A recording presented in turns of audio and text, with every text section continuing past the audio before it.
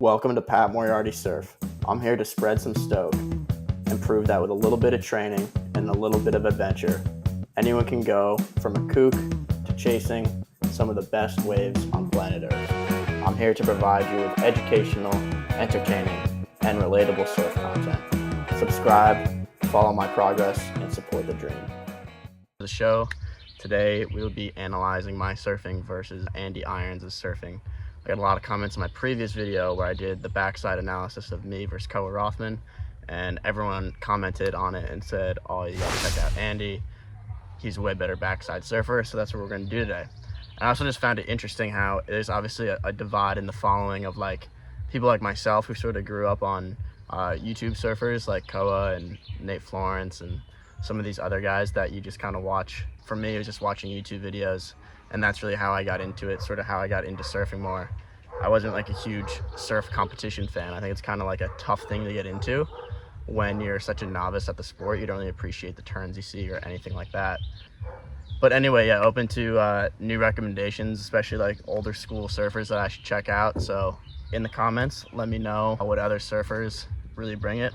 Because yeah, watching Andy Irons clips for a few days and sorting through them was super fun. This dude really rips. So let's get to it. Okay, Andy Irons backside surfing. We have some clips of a trip he did in India. This is probably like, I think 2011 was when it was published, but I'm not sure when it was recorded. Just super smooth backside surfing. I want you guys to pay attention to his back leg. This is sort of a common theme, but look at how he's able to stay engaged throughout all these turns and really like keep up that speed.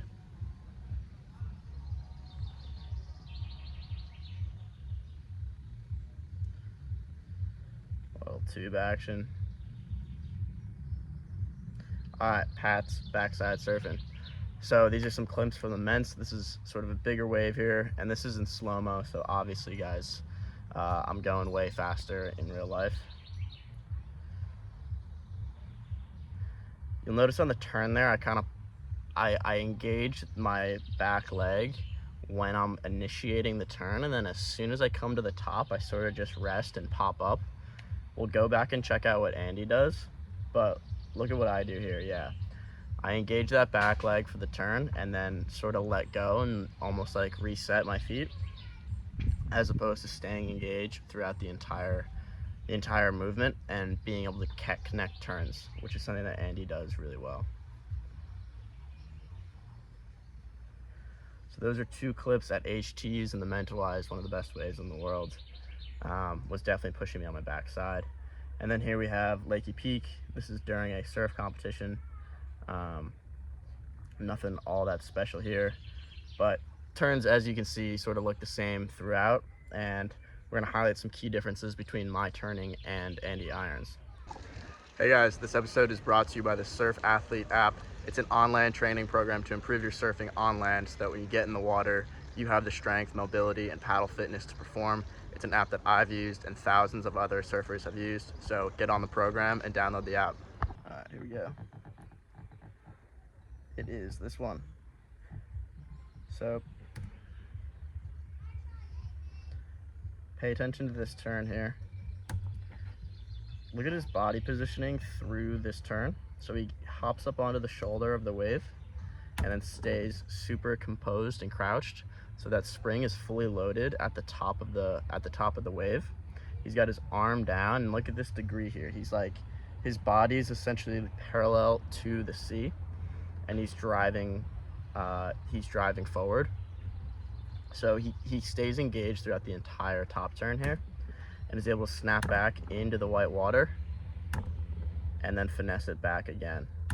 And so I just want you guys to compare that to this backside turn here. So this is like drop in, obviously stance not as nice, we'll talk about that in a little, but look at the turn and then look at what I do after I hit the turn. I hit the turn and then just sort of relax, regain my footing.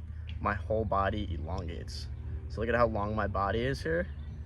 And when we go back to Andy, or a better one will be, yeah, sort of elongating right here, right?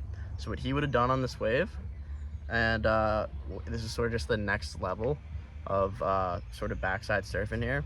As you see my track here, the smooth turn here, not too bad. And if I were to stay engaged, I'd be able to stay engaged through this turn, enter into the white water like Andy did, and then be able to use that white water for all the speed it has. So remember, the shoulder of the wave has less potential energy and therefore less ability to gain speed. Well, when we work over back to the white water, that's where we can regain speed and really use the wave to its full potential. So right here, that's 100% would have been the move on this wave. Obviously it would have been a sick maneuver, and this is like just that next level of surfing, which I'm trying to get to. Instead, I sort of hang out on the shoulder, let the wave get to me, and for that reason, I don't enter into the next section with the speed, with a lot of speed. And sort of as I've analyzed more and more surfing, you look at the best surfers in the world, what they do is they're masters of generating speed. The way you can really see this is how they can generate a ton of speed, do airs and things like that, even on these small waves. You know, I'm riding these waves in the Mentawais and other places in Indo that make me look way better than I am because it's easy to get speed on a bigger wave, right?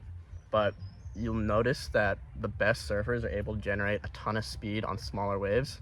I think a big key to that is staying engaged throughout the entire turn. So I want to show Andy's once again.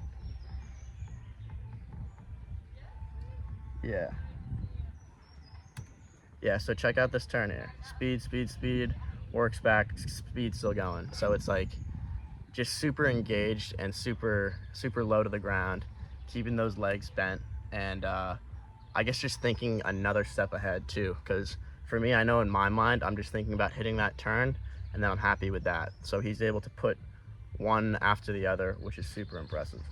All right, next thing I want you guys to pay attention to is just the stance in general. I think this is a thing that a lot of people can improve on. So check out my stance. Look at how this knee here, this back leg, is sort of elbowed out, sort of like a chicken wing, elbowed out there, as opposed to bringing that knee forward, facing forward to my front knee. So if you think about it, you want to be almost like a sprinter taking off, going downhill, and your hips and shoulders are going forward, and then you're sprinting, and that really opens up the ability to gain speed. Now, obviously this is a little bit trickier because you're essentially standing on the line of the board, not across it. So it's easier to balance, obviously, standing across it like I am. But if you open up your feet, open up your hips, open up your shoulders like a sprinter, and you just step right on that midline of the board, that really opens up a ton of surfing. This is something that I've felt recently and I've been really trying to work on. And it's pretty incredible how just such a little mental adjustment can make a big deal in the water. So on the stance, yeah, that would be the biggest thing. Bringing that knee in and getting my hips to face forward. So hips and shoulders should be facing towards the point of the board. We'll take a look at how Andy does this. He has one really good section here where he's able to pump. Yeah, that's right here. So this first wave here. Look at his back leg, and look at how his back leg is essentially tucked to his front leg, and his back hip is really making that effort to face forward. It's obviously tilted out a little bit, but the intention for me is to face that hip forward instead of just full sideways stance. So let's run through this wave.